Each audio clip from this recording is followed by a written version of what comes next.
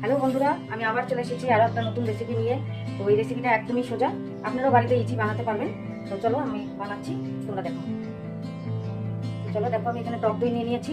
তো এখন আমি দিব ভাজা জিরার গুঁড়া, এবার দিব লঙ্কার গুঁড়ো, আর দিব বিট লবণ। এবার একটা আমি ভালো করে মিশিয়ে নেব। এই রেসিপিটা একদমই সোজা, বাড়িতে কোনো গেস্ট আসলে তোমরা ইজিলি বানাতে পারবে, আর মনও শান্তি হয়ে যাবে খেলে গরমের মধ্যে। এটা তো এমনিও সুন্দর জিনিস।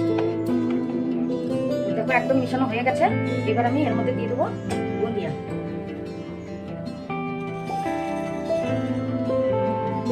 এবার আবার মিশিয়ে নেবো সুন্দর করে।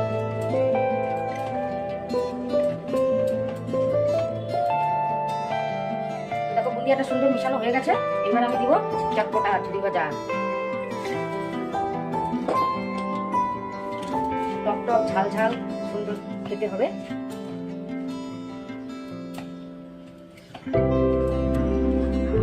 দেখো একদম রেডি, সুন্দর। আমি উঠাচ্ছি।